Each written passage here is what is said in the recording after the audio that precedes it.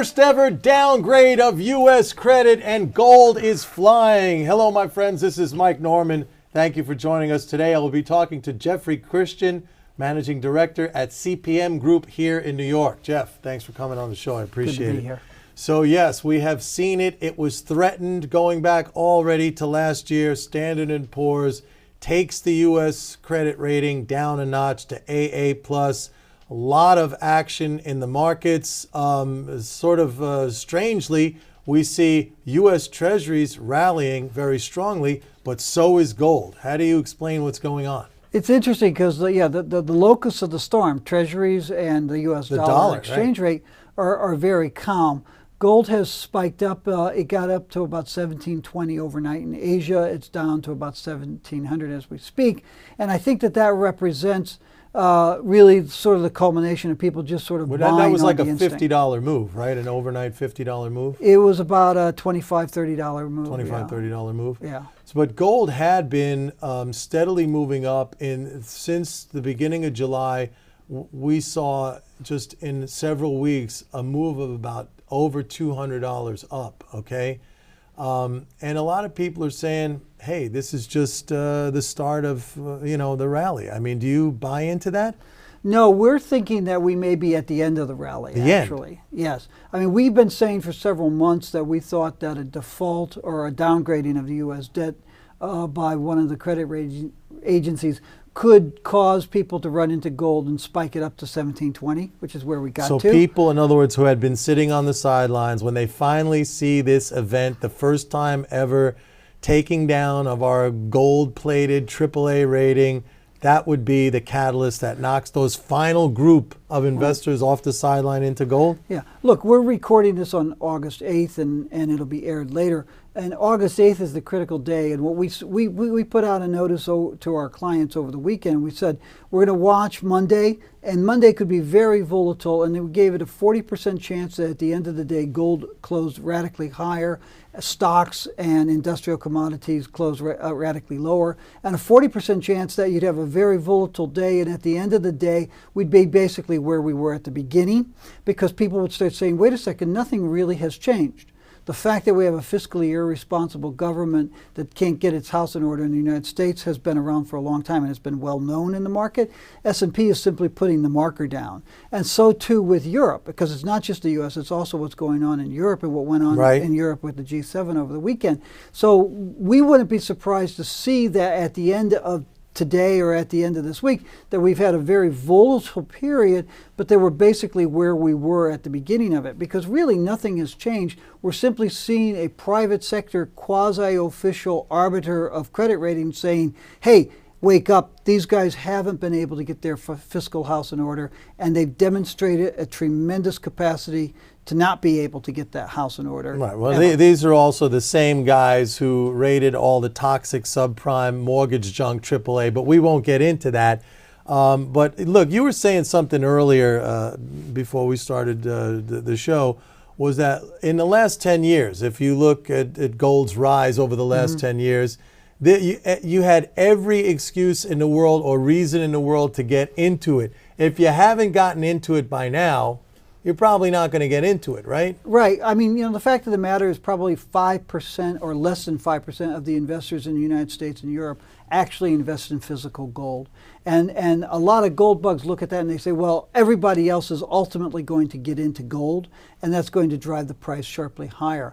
And our point of view is, look, the price has gone from $250 to $1,700 with this myriad of economic, political, financial debacles, where you actually had people betting whether or not we'd have a U.S. election in 2008. Things got so bad.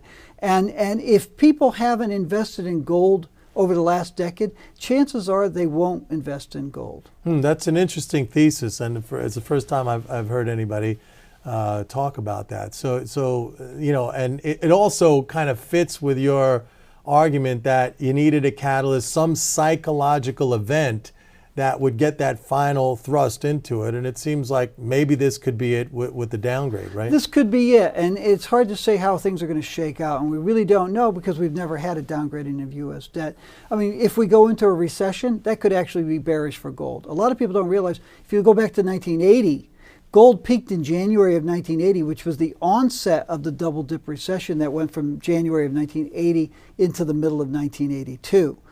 So gold peaked at the beginning of the recession. If we go into a recession, this could well be the peak. If we go into a period of stagnant growth, which seems most likely to us, that also could be the peak of the price of gold. And it would only take a further deterioration of investor expectations going forward to cause the gold price to continue to rise. And for that to happen, you have to say, well, what worse could happen? And unfortunately, there are a lot of things that could emerge over the next 3 months, 6 months, 3 years that could drive investors to buy more gold, albeit a small sector of the investing public, and that could drive the price higher. But the fact of the matter is we may well be at a cyclical peak in gold. So you're saying that gold would be sensitive to an economic downturn, to a recession, because there are a lot of people out there which would be deflationary, and I could certainly see how other commodities would be negatively affected. But there are people who argue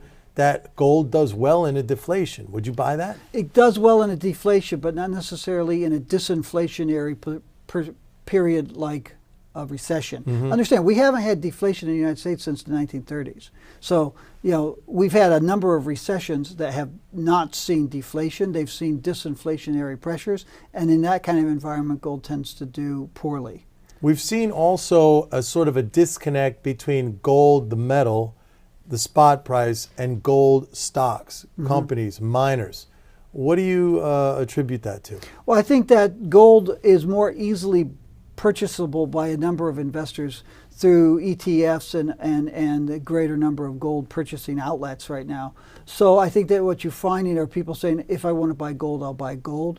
There's been some shift away from gold shares into gold by investors, in addition to which I think some people have looked at some of the gold companies and they said, well, the really large guys can't really grow. I'm looking for growth stocks. And when I get into the juniors, it's a very hazardous, treacherous waters in which to swim because you have to pick the winners and avoid the losers, which is a very difficult thing to do unless you have, as we do at CPM Group, a staff analyzing these companies full time. So I think that you see a lot of investors saying, since gold is easier to buy and since what I want is a direct exposure to gold, I will buy gold rather than gold shares. Typically in these commodity cycles in the past, historically, when you've seen these price spikes, eventually prices come back down to the cost of production. Gold stayed at that level or below for maybe 10 years, right, during the 1990s. What is the average cost of production for gold right now? Is it something like 800? I've heard. On a cash cost basis, it's about 700. On a full-in basis, it's about 800. We don't expect the gold price to fall back to that. No. Ever, at least for the next 10 years. But doesn't that encourage enough production that eventually you get an oversupply? Yeah, and that ties into what we were saying about gold versus gold shares.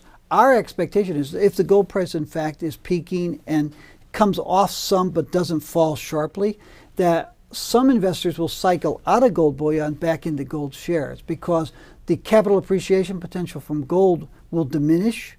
It's still a good capital preservation instrument if you're worried about the state of the world, but from a capital appreciation perspective, that may go away. Meanwhile, you have this enormous profitability in gold mining companies. So if you find the junior producers and the mid-sized producers, the people who are there, they've proven that they can actually produce, they can produce profitably, they have 100% profit margin at today's prices.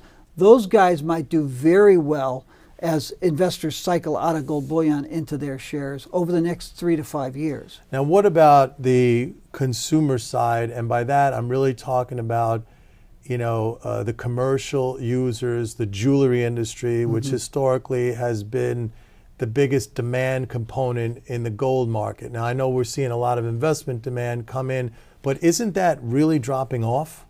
It is dropping off. It's still the biggest consumer. You are seeing more investors buying gold, but jewelry demand still represents about 50-60% of gold offtake, and it has been hammered by the price.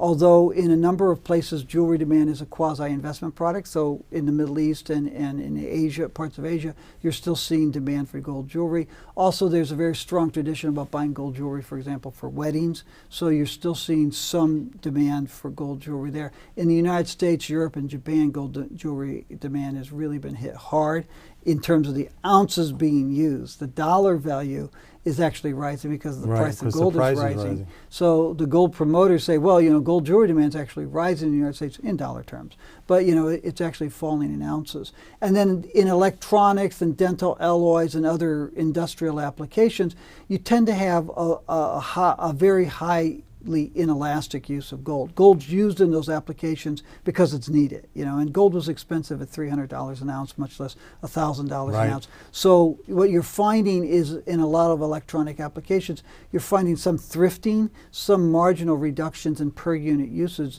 but the growth in electronics is offsetting that because there's so many more electronics products that have that gold in there. Right. All right, quickly, how about a forecast for December of this year? Where do you see the price? We would not be surprised to see the price of gold back down around $1,500 by the end of the year. $1,500, roughly $200. $200 off. All right. Or back where we were at the beginning of July. But not 800, that's for sure. I don't see 800. Not in the cards. All right, thanks, Jeff. I want to thank Jeff. This is Mike Norman. Thank you for tuning in. See you here next time. Take care. Bye-bye.